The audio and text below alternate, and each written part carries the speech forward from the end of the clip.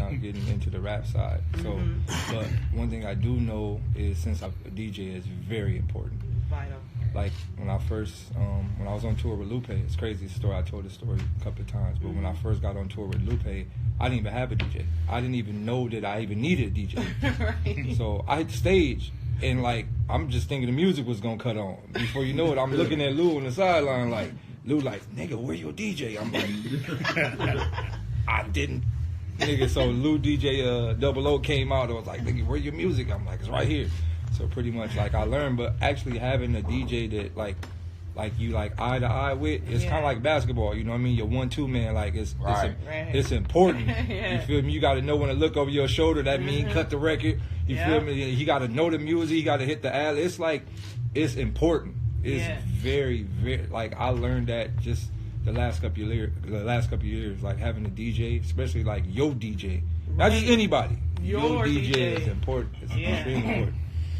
Well, speaking of, it's your quarterback. It's really your quarterback, like for real. I mean, we have right here the quarterback of them all. Let me just go down the list. Save him for last. Here we go. Okay, let's see for last. Going through his I know, right? Oh shit, here we go. Okay, so DJ Il Camino, who really, truly wanted to be a part of this panel. What is the importance of the DJ? I mean, the DJ's the backbone. You know what I mean? I mean. You love to hear the story again and again, but, you know, if you go all the way back, you know, there wouldn't be hip-hop without the DJ. The DJ's the foundation. First. You know what I mean? First. Before anything. You became before words, right? Before rapping, right? Before rapping, Before someone picked up a mic, you had to have people there to dance in the first place. That's what Capri was saying. Shout out to Capri. Yes. Yeah. And then the quarterback superstar of them all. Let me just go through all of this. I'm still working up to that. Not by this list. This is the list. You got a resume. None of it fake. You know, okay, so let's go through this list, Mr. Quarterback. You've been on several teams, but your current team, Corrupted the Dog Pound, Dog Pound with Daz and Corrupt, Legends, the Federation, yes, Bay Area shout out, Legends. Cat Williams, Legends. Yes, D. Ray Davis, yes, family, Raz Cass, oh family, Legend, the TJ. One Generation, which was Corrupt. First Generation. First Generation. Sorry. First Generation, which is MC8. Legends. MC8. King T, Gangsta, J.O. Felony. Legends. J.O. Legend. Battle Cat, Sir Jinx. Legends. The Chill. Warren G. Legends. Rich Boy. The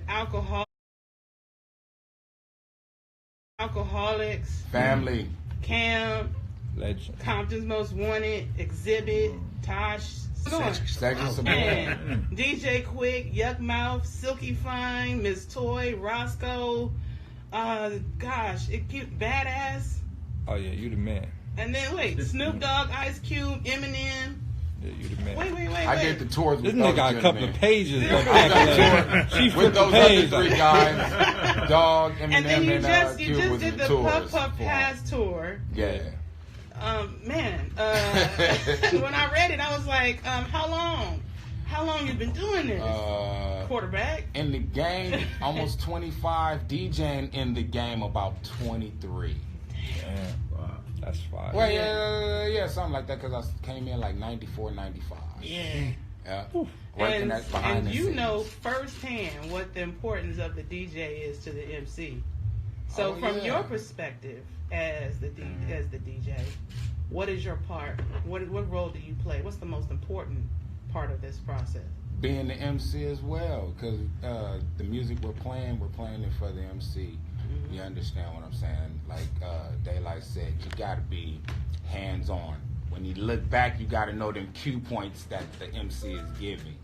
Music all day, that's you. You put the playlist together, run it back with your team, and then you go. Well, I know with the team. Jumping. Wow. Yeah. Even I mean, it's a lot. Even since I've been doing the music side, like understanding the importance of a DJ and understanding like DJs that know what's up and DJs that don't know what's up.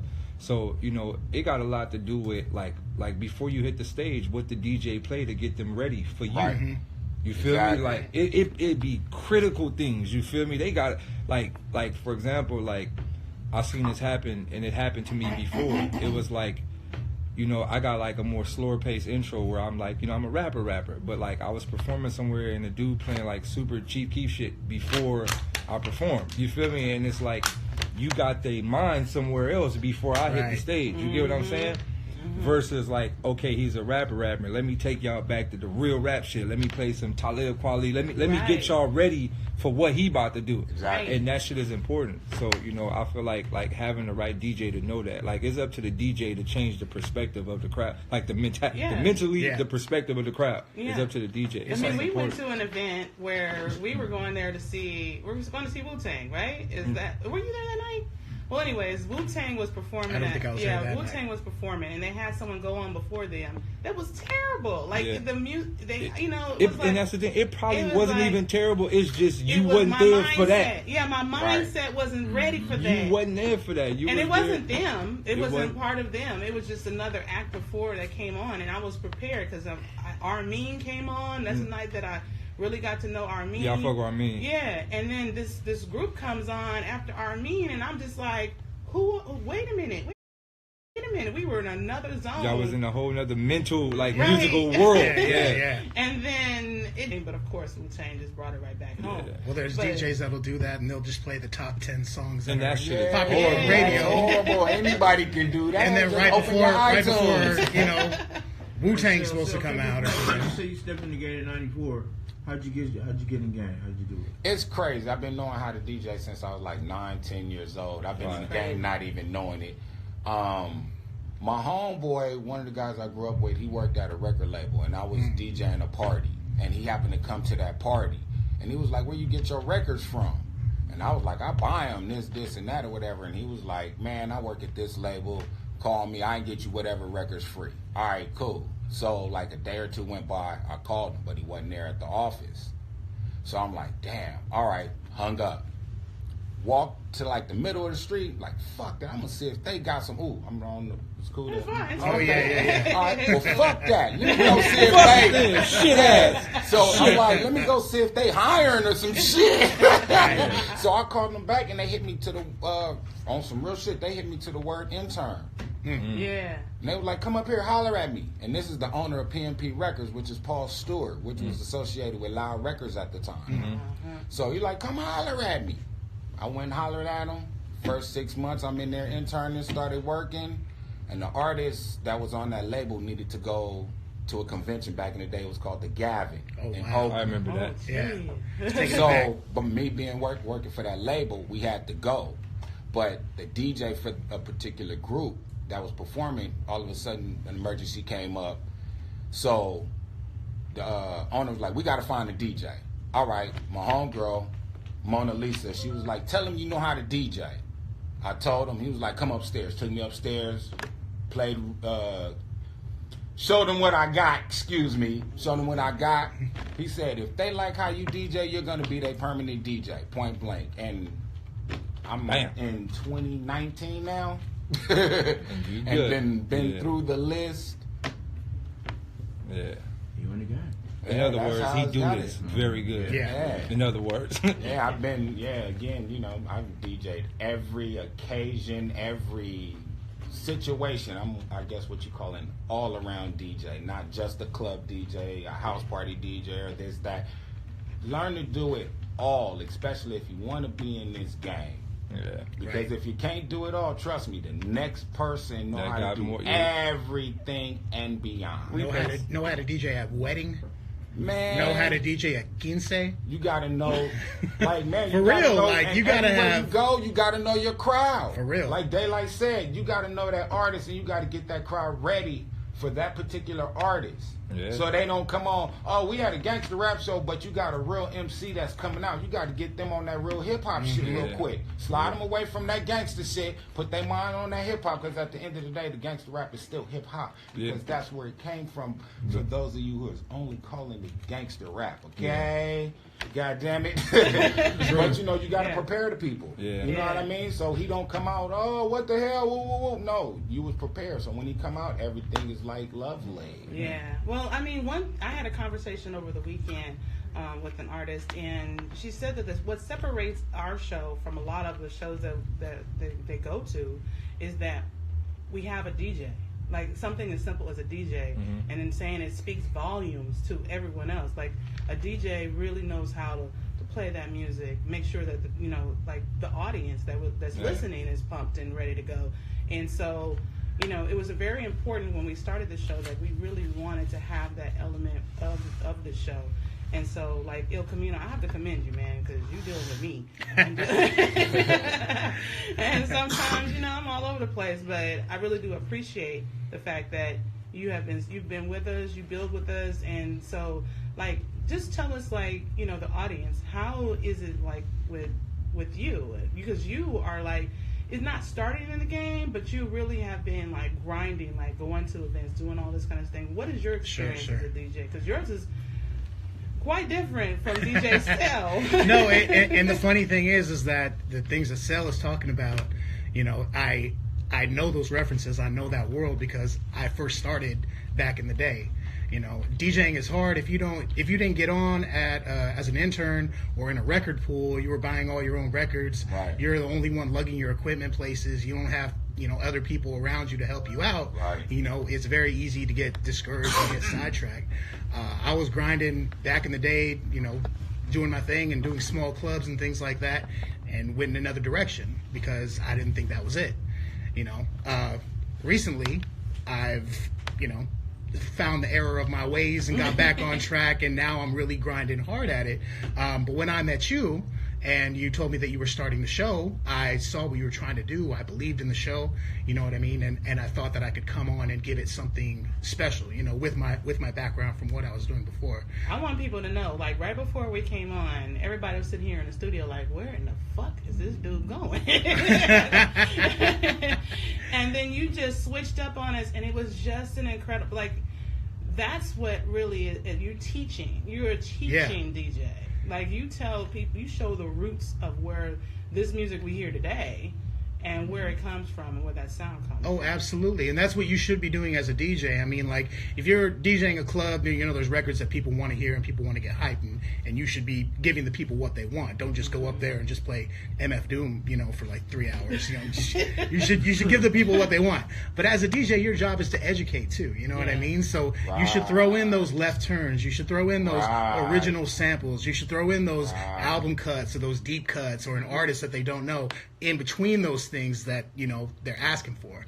That's important, and that's something that's been lost with the way radio is now and the way radio programmers are. I mean, they used to just let the DJs play, right? You know what I mean, on the radio, just play whatever they want to play, and that's how I got exposed to it. That's how I ended up hearing, like, okay, like, I feel what they're doing, I feel where they're going with this, and you don't hear that anymore. Yeah. So I mean, it's fortunate that we have opportunities in the podcast internet world that we're able to play what we want to play. Right. But also, like, with Cell, your experience has been both sides of the coin. So we're going to talk more about the both sides of the coin. I want to play something that everybody should know, and let's get into it, because this is Uncle Jam's Army. What? Oh, wow. Rest in peace, Roger. Clayton. That's right. Shout out Cotton, everybody. Dollar free. God damn it. All right. Jay Wizzle, when it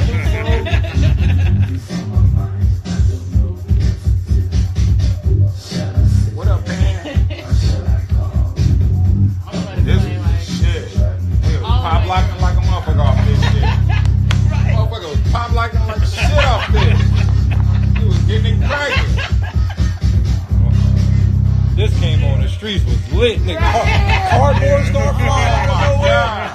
Nigga, Adidas suit start popping up. Nigga, this was the shit.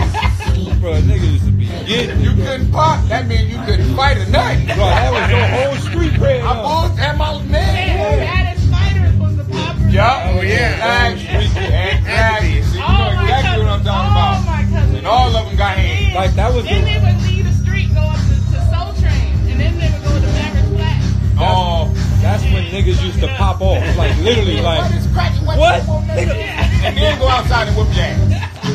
Like, nigga, what? Like, I got old footage of my cousins on Soul Train. Literally. They were fucking nuts. I used to hear all kinds of stories about Soul Train. Like, oh, wow. Like, shit. What up, Rock Man? What up, Rock? Like, people need to know this. Like, it's not. That shit is like, they don't even, Like, this is it's lost. Lost. Yeah, we're gonna talk about that too. Lost. You in the teaching game right now. Oh, I'm trying, man. I'm trying, like, cause I'm like stuck. I'm in a weird era. Like, I'm not an old nigga or I'm not a young nigga. Like, I'm like dead in the middle. Like, so it's like I remember that and I see that and I'm just like, and it's like this mashup of everything, and it's weird because you don't want to quite do all the way back, and you want to hold on to the past too, and then I look at you like, why? Right. All right, we're gonna come back.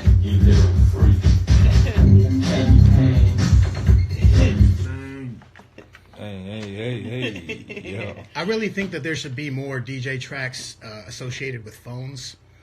Like, I feel like that's something that's been lost. What was the other DJ song that I'm on the request line? They're like, Oh, hey, can shit.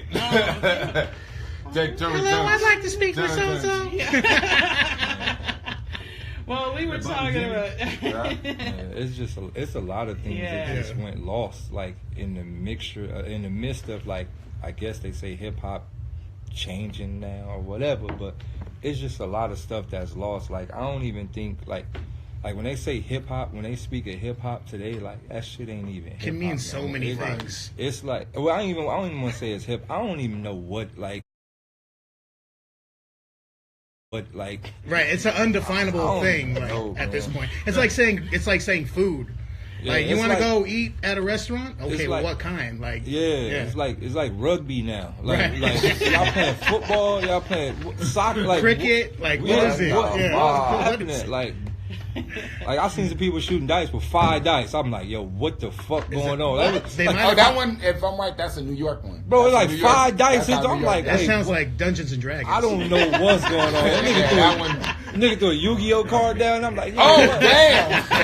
Yo, I've been in the house too long. Yo. Well, before we left, come on. Well, first of all, shout out to all of the members, first generation, second generation of Uncle Jam's Army. We are your legacy. All of us here in the room, part of this culture. So shout out to all of you. And at the end of the show, I'm actually going to go through a list of names to make sure, because I got hit up. So like crazy. But before we left, man, right? Okay.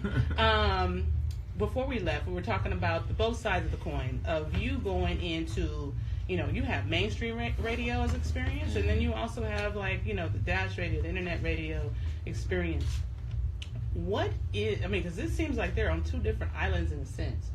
Mm-hmm. What is your experience like? What's the benefits to being part of the mainstream, and how do you even get on it, first of all? And then the internet radio, like, how do they treat you, like, because you've had this extensive, career? Well, for me, I don't know. For me, I guess it was easy because people asked me to come. Of course. They just asked me to come, hey, come be a guest, and I'll come be a guest and do what I was asked to do, and they like it. Come back again. Right. And that's how, become a regular. But for me, I say, to me it's the same, because mainstream, just like he said, you get a playlist of like maybe 100, 200 records.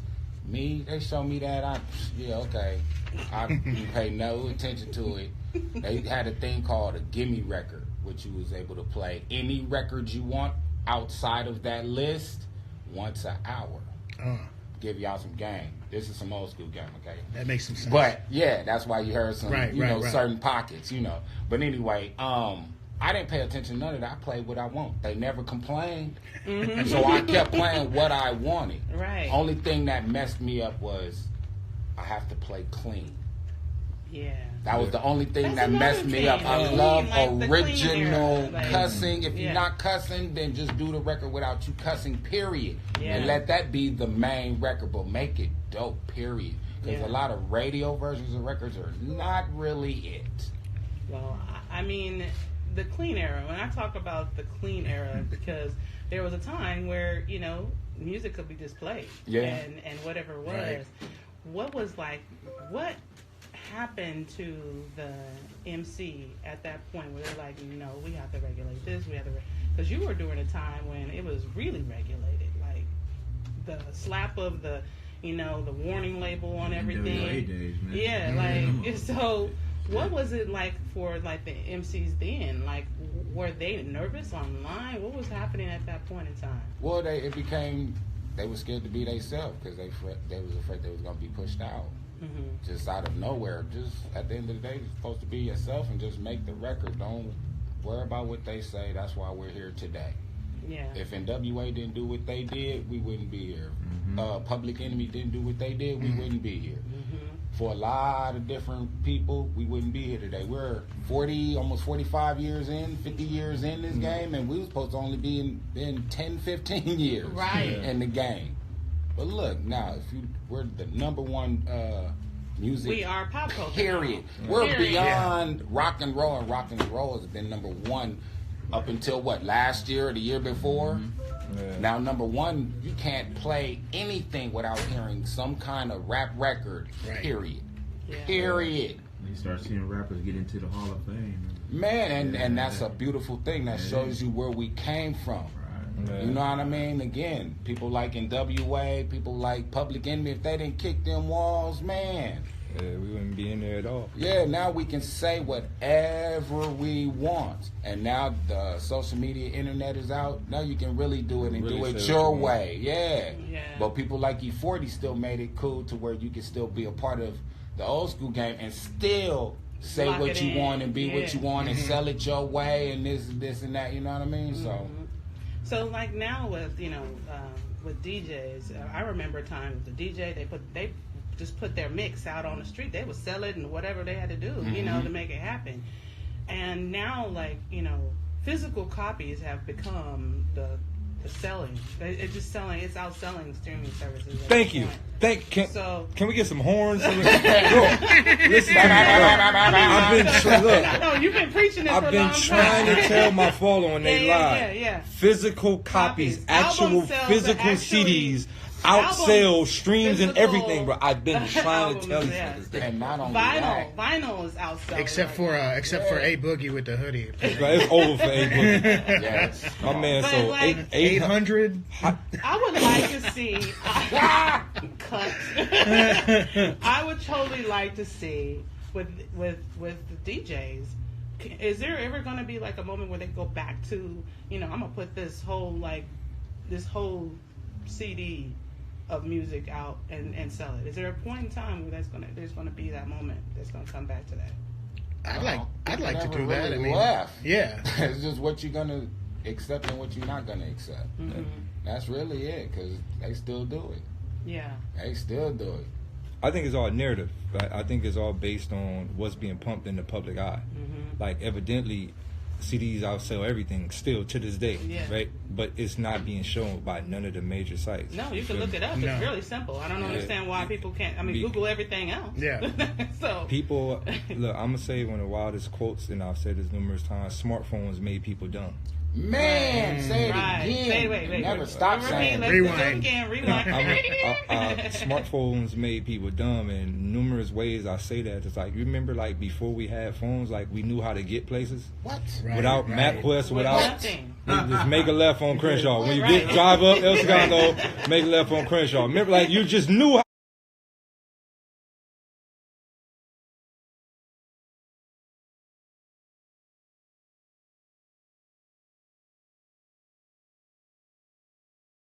You just knew how to get places. Yeah. There's Like, a dude hanging out at the gas station bro, with no now- shirt. Now Man. you came. Fuck your head up even more. What about before we had the phones when you had to remember Every everybody's phone. number? Yeah. You remember the mother, Like, the auntie, alright. the boyfriend, Alright. the girlfriend, the neighbor. Man, now you can't even remember your own number. It's so crazy Right. that I still remember everybody's number from back there. Like family members, aunties, I still remember certain ones, You feel like too. certain Yeah, ones, yeah. 788, Yeah, 788, certain you ones feel- there. certain ones you like, that's Uncle so-and-so number. Yep. Like, they ain't going up, My bro. grandmother's been gone since 2011, rest her soul, and I know her number. By heart. You know, Right. by heart. Yeah. So I just feel like we just in Yeah. that era where, like, it's crazy that how do people not know stuff when we Yeah. have Google is like God. Google has answered everything. Google that. Well, people act like they don't have to remember anything because they know they can Google it, And that goes people for don't even use everything. it. Yeah, people don't even use it. Like we in an era where information is accessible, like more than has ever been. Right. Like, you feel me? You don't have to walk to a library. Library in your hand now. The world's You feel smallest me? encyclopedia. And people don't even utilize it. So with that being said, just going back to the music and the album sales, like, I feel like it, like what you were saying, will it ever come to where people selling their mix or what? It would take for like a mainstream rapper to say this is what it is, like a super big rapper that they pushing. Like Daylyt. Pretty much, I'm trying. Like, I wouldn't even consider myself mainstream. I'm like right in the middle. You feel are me? in the I'm like middle. I teeter both worlds. Yeah. Like I'm like. Because you're like a Tech 9, but then you're still Nipsey. Yeah, I'm like, I'm in both worlds. But nah, You up there, knock it off. no. But that's the thing. Like, I get invited to all the big shit. I'm in Yeah. all the big shit. But like, I'm not. Like, I don't have no radio hits. You feel me? Like, I don't Right. have no Grammys. I don't have no platinum. I don't have nothing. But they got me in a label with all the big motherfuckers. So it's like, it's weird. Like, but yeah, it would take for like one of these super big artists to say, you know what? My album only coming out on CD. Or cassette. Or cassette, or Yeah. whatever. You feel me? You can't get my music unless you buy the CD. That's it. And Yeah. people gonna be like, "Oh, that's the new trend. That would be Yeah. hard. That's the new wave. I We would back love on to- that." I think, like, you know, Like, I just- I think Cypress Hill's close to that. Like, I just spoke on that. Like, Cypress Hill's I was closer just to telling doing like the something. I was telling my fans and like a lot of up and coming artists like about CDs Yeah. and how everybody be sending me their SoundClouds, and I'm like, bro, I don't care about that, bro. Like send me your CD, bro, or like show me a video you in the street hustling. I have CDs for And that's stacks what in my I'm- car. Look, I just went to Hawaii. I was live Right. on my gram, live in Hawaii. Mm-hmm. I'm walking up the street. A dude like, "Yo, Daylyt, yo, what's up, G? Hey, G, I'm selling my CD. How much? 20. Oh, I bought it ASAP. Yeah. Hey, I don't even care if it's good. I Yeah. bought it. You out here selling your CDs? Yo, how many CDs you sell an hour? Man, I sell about 20 CDs an hour, That's all yours. bro. And you niggas out here talking about, yeah, Daylyt, check out my Tax SoundCloud. free. You crazy, bro. He don't even have an Instagram, and he in the street moving units. Man, make about $1,500 a day selling CDs in Hawaii. That's crazy. You know what, 100% profit. I feel like even if you put out like flash drives Flash with your music, something, bro. you know what I'm saying, with Like your logo something on it, in a little bundle with the some Yeah, stickers and a definitely can put it T-shirt. in You know the what I'm car. saying? Like, I'm gonna even go deeper than that. Like, and this is, you know, my mind always somewhere else. So I start thinking, voice, right? How could they muzzle us, right? And right now, all we got, most of our leaders that in our community, most of our leaders are artists. We don't have Malcolm X's or we have artists Yeah, now, and exactly. everybody is following artists, right? So I start thinking, how can they control the audio, right? So I said, boom, they got everybody with digital music. First it was hard copies. If you got hard copies, it's yours. You feel me? You can burn a CD, duplicate with it. But now they got everybody digital. So let's just say this. Let's say to the up and coming artists. Let's say if you never printed a physical copy or nothing physical, and all your music is on a computer or online, what happens when they cut the switch? Because they can do that. Mm-hmm. What happens when they go internet down? right? Where your music? Lost. Right. Right. Gone. And that's the root of the DJ. That's where we're at. Wow. That's why vinyl will never die. You know what I'm saying? Get your Like, shit on vinyl Analog. or something Yeah. or something No physical. digital. Yeah. Something physical. because even CDs, they can scratch and, you know, it's little. well, or they have software that can pick up on it that you know can recognize certain songs. Like, you use this sample, you know. Yeah. You know, but if you have your shit on vinyl, Vinyl, you have you your shit good on to go. analog, it'll live Don't gotta forever. worry about Yeah. nothing. Man, I just look at it like paintings. You feel me? When you got your shit on a vinyl or a tape, it's kind of like it's a physical. It's a physical item. It's something that can hold on to. You could be passed down Right. generations. You feel me? You could frame. It's a lot of things that come from that, and I feel like that form of art is lost. Well, People are scared to do the footwork. That's Yeah. it. But so at this point, you can have vinyl, but is there an end right now to the crate divers? The crate drivers? No. Like the beat diggers? Yeah. I just left Jamla with Night Wonder. Oh. I just left Night Wonder, and like I said, when you so caught up in social media, you tend to forget things and you think certain things ain't happening no more. When I say this was probably one of the most hip hop spots I ever been to in my life, I'm talking about hip hop. Like it was crates of records, like multiple producers in each room just passing records, mixing, chopping. I was like, this is hip hop. Yeah. You know it was hip hop when there's a piece of cardboard leaned up against the wall. I'm like, oh yeah. And we talked about it's peace, real. like this is peace. Is Bro, that peace? Yeah, I think that was it for me. Like I was kind of like, this is what it means to be like a rapper. Like this is what it was. This is what it was. What people they were sampling, like to literally watch Night Wonder like find a sample, chop it up. I was just like, this is fucking hip hop. Like this what it is. I just feel like that era is not being promoted mainstream because they got an agenda. They most definitely want to be able to like delete the music when they get time. Yeah. Well, I will say this, like, you know, with Cell and El Camino, you guys have a responsibility. And I'm sorry, but don't be sorry. It's heavy. It's heavy because you have a you have a whole lot of weight on your shoulders because I'm looking around at like all these albums that we have here in this room. This is where it's a history of our people. You know, when what you put out there, the music you put out there, the albums that you put out, it's a musical way of putting our history out there. Yeah. And people they gravitate towards it. We're the most popular music in the world. We are pop culture. We are hip hop. We are everything. And do you feel the weight? Like when you get on that stage and you know there might be a skip or there might be something wrong, or in your case, because you work with Dub C as well. Like, is there ever a moment like, am I messing up now? Do I feel weight behind all of this, the responsibility? I've come across that shit really every night. Yeah. I really do. I come across that every night. But again, you got to know what you're doing and take it serious and adjust to that. Yeah. You know what I mean? Period. Wow. I feel like you should always feel that. The moment that you don't, then you're not pushing it forward. Right. You know what I'm saying? And nowadays, especially because somebody can grab a laptop and be a DJ, you know what I mean, and let the software mix for them, and you know, and just fake it. I mean, you couldn't do that back in the day. You at least had to be able to mix and stand at the turntables and do at least that part of it. But you know, with that option nowadays and people gravitating towards that being the definition of a DJ, the pressure is on even more to really represent it for what it really is. So, you know, I'm ready to rise to the occasion. And I'm gonna tell you this.